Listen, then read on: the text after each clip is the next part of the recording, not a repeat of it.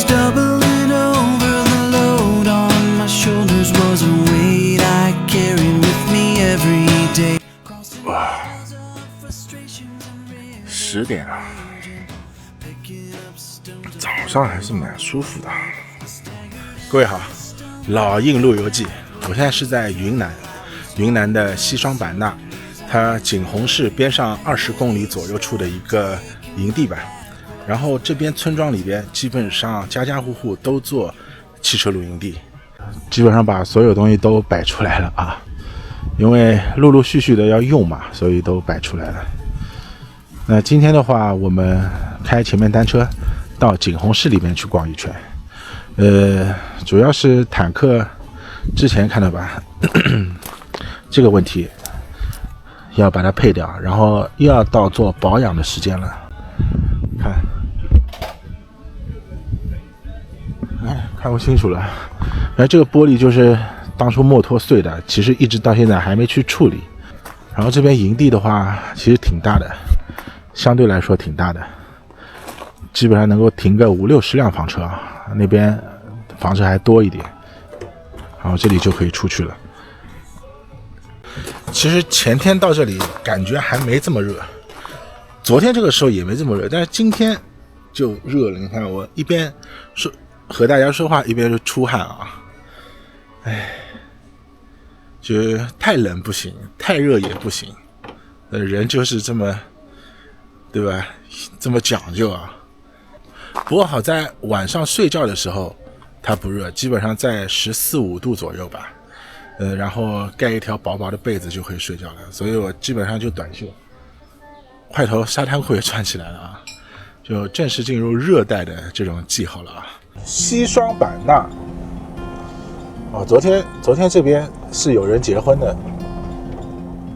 昨天我们稍微逛的时候看到这边有人结婚，本来还想对吧过去凑一下热闹，但是今天好像他们已经结束了，那就没办法了。西双版纳，我和各位说，我们对西双版纳的一个印象，最早还是因为一部电视剧。说到这里，大家应该都能熟悉啊。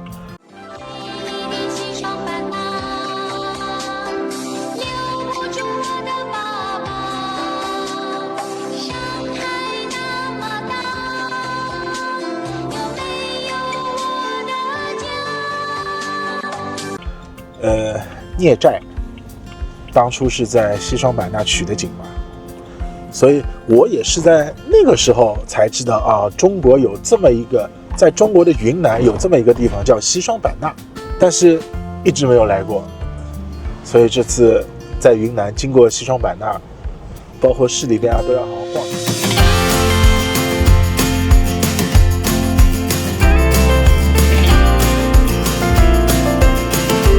那今天各位行程比较杂乱啊，我先要去车子做保养，然后4个刹车片都要检查一下。现在感觉刹车的话有异响，就不是刹车片薄的这种异响，就是这种吱这种声音，到时候去看一下。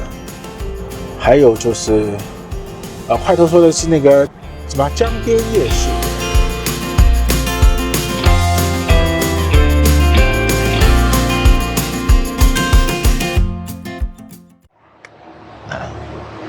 你好，过来做保养。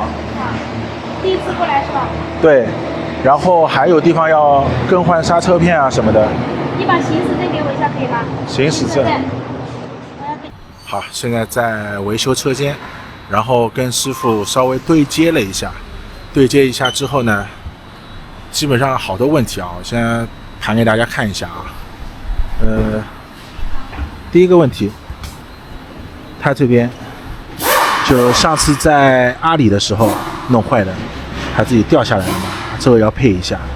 那顺便的话，做个4轮定位，然后还要做个保养。然后前面这个玻璃这个问题，这个就到时候就走保险就可以了。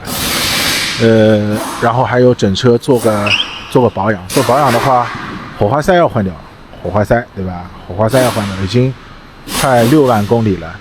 然后刹车油要换掉，还有后面的一对刹车片，这边的刹车基本上都磨没了，看，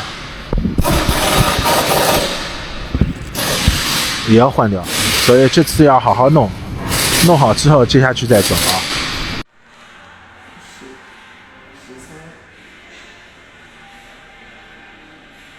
这个刹车片，看，它还可以的，刹车片没了，一点都没了，可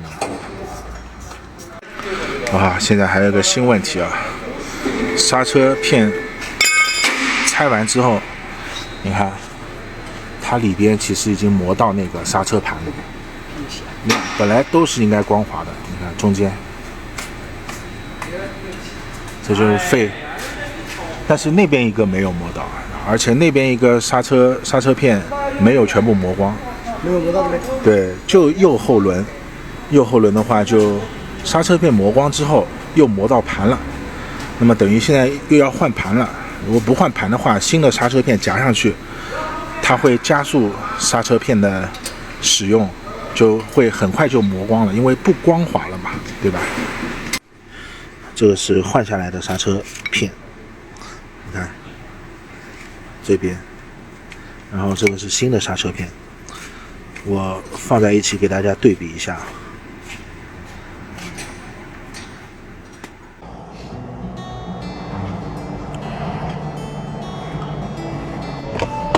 好，我们从 4S 店出来了，然后跟大家说一下具体情况吧。玻璃的话我是走保险，然后跟保险公司的人约好了，他明天直接到我房车营地这边来定损。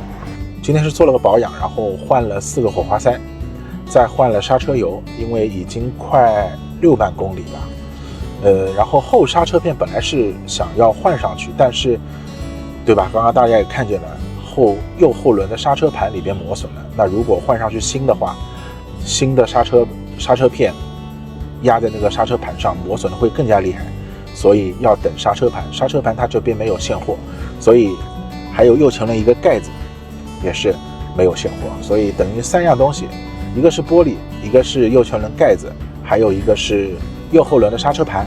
他们要从昆明调货到这里之后，然后再通知我过来换。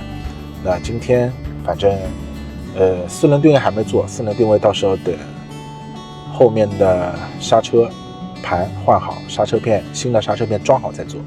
那所以现在就等于后面的刹车片他帮我换了一个2手的，比我原来那个是要好多了，知道了。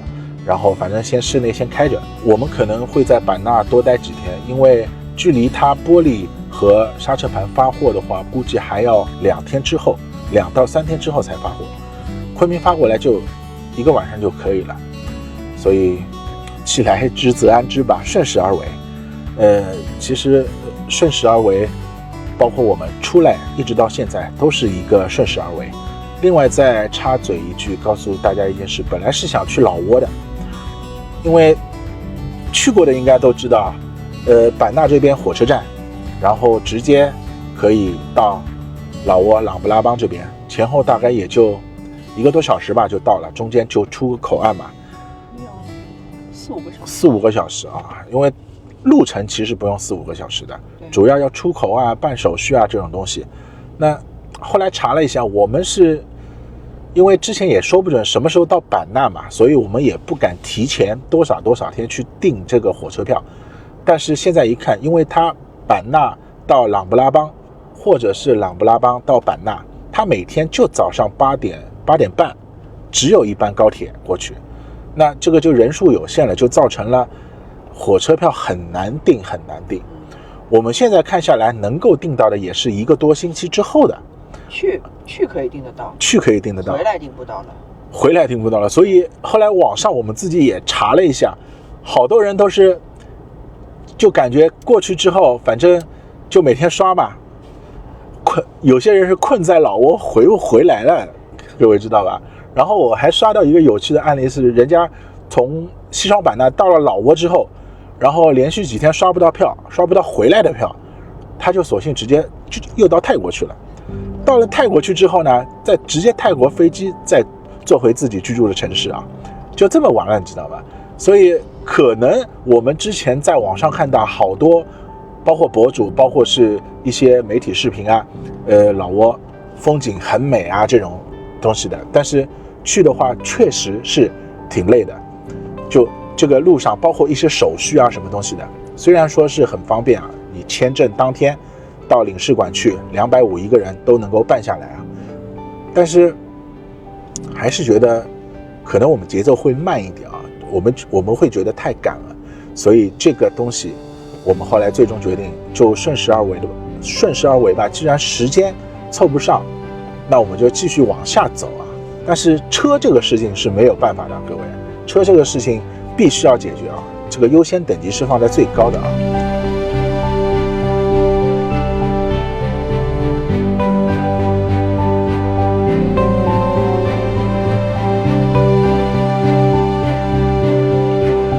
景洪市为什么叫景洪市？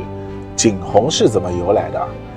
其实最早传说是释迦牟尼当初途经此处，然后在一个不是月黑风高啊，是一个早晨，他站在山上，看见景洪市下面，因为当初景洪市没有这么多高楼大厦的，对吧？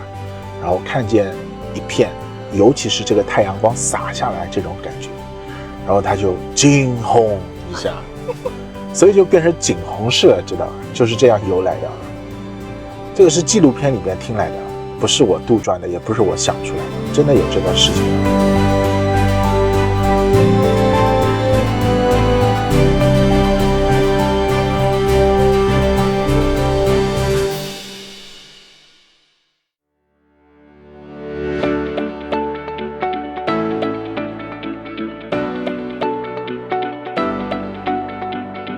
就到这里来吃饭，进来之后直接这里一个停车场，它属于是集散中心停车场，要搜那个星光夜市集散中心停车场就可以了。它是北门啊，然后走进去其实没多少路啊。然后这边有个大象，现在正好夕阳西下，那这里好多大象，其实从大象下面穿过去啊，好运好运。我们一路上穿过去啊，现在穿了3个了，每穿一个好运好运，好运好运。你看，其实它里边都是一些小街，所以步行的话更加适合啊。携程这里也有旅拍的，要告庄店、肯德基。刚才我们车子往这边开进来，但是发觉这里不方便停车。而且如果停在前面有停车位，但是它是10块钱1个小时，我就觉得没意思。外面集散中心是3块钱1个小时，那就多走几步路啊，也就100多米啊。好，顺着小巷穿进来，这里边都是吃的啊。哇，你看这家滇牛十郡，这么多人，对吧？对，都是老年人啊，一半有人，他另外一半没人。那我们选的这家是块头选的云中郡，野生菌蒸汽火锅。据说那个野生菌，它要烧20分钟才能吃啊。不能让看小人。就上手他不给你筷子的，对吧？好像是。啊，对，我坐在外面吃吧。这个天气在外。你好，两位。两位，看一下你坐哪个位置？坐外面。外面舒服一点的啊，可以。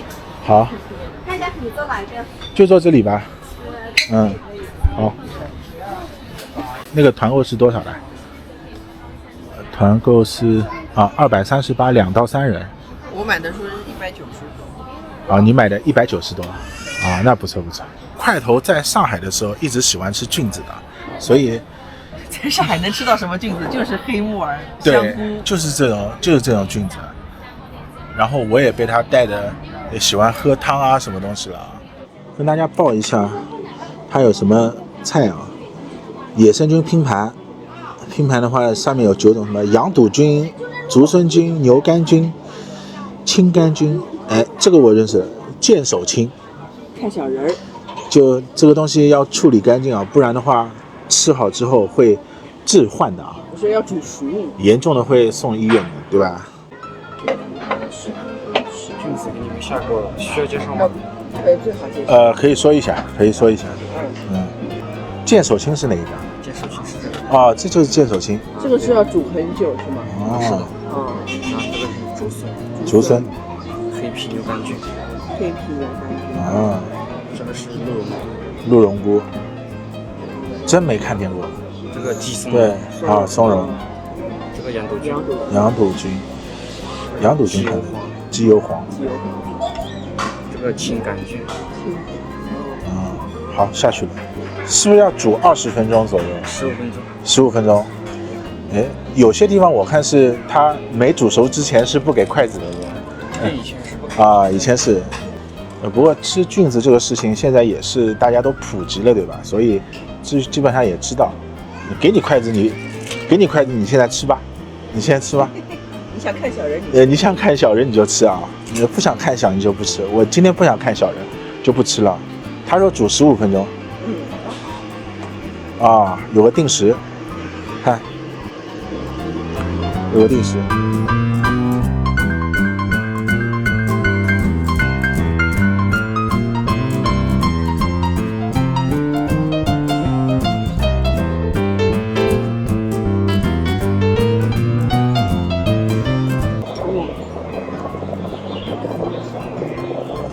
鲜吗？鲜的。能吃出菌子味道吧？有啊。啊。有菌子味道。啊。不是那种调料调出来的鲜味。它入口第一个感觉是鸡汤，然后马上就菌子的味道就冲出来了。但是吃不出是什么菌子？哪一种菌子？这肯定吃不出的，这很少有人吃得出的，我觉得。那你要吃单个菌子。鲜的，真的鲜的。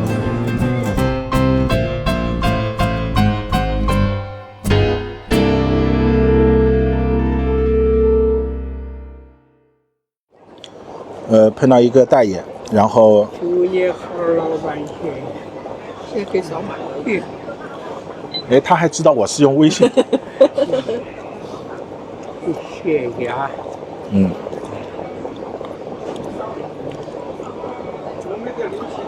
我就意思意思啊，各位，就意思意思啊。这个东西没底的啊，有这个心就可以了。现在真的是与时俱进啊，各位，对吧？以前我记得是会拿一个这种铁饭碗一样的，对吧？就收现金啊什么的。我刚跟大爷说，我说我没有现金，你可以扫码嘛。他马上就拿出了2维码，然后正面支付宝，反面微信。可以。他看到你打开了微信，他就转到微信。对，他看我打开微信，他就转微信。所以说，对吧，都在努力迭代，我们还有什么道理不让自己迭代，对吧？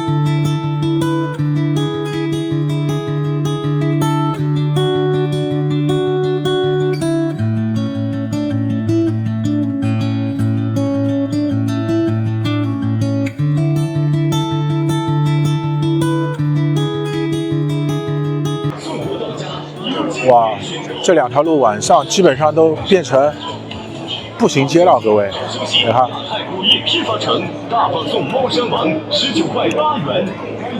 哦，这边就是一个大金塔寺啊。好，我们进大金塔寺逛一圈。其实这个寺庙都差不多，比如说我们之前在泰国，他不能穿短裤进去，对吧？只能穿长裤，其实都一样的啊。对，哇，各位看一下，哇，挺雄伟的啊。看，高等球不让。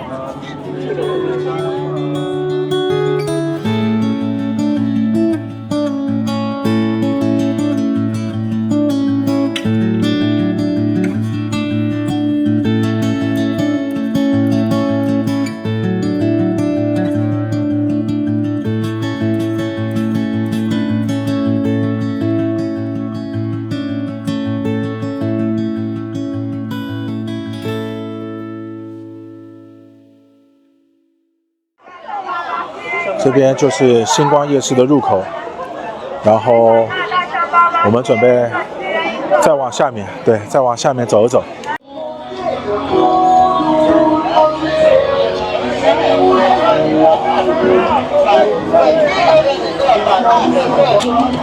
陆楚是什么东西啊？啊，卤扇一样的东西，对吧？对，这个东西没看到过，对吧？这个是糯米的吗？它是那个椰子水、椰子粉、白芸豆，要加上这个。是什么？椰子水、椰子啊，椰子水、椰子粉。白芸豆。啊，白芸豆啊。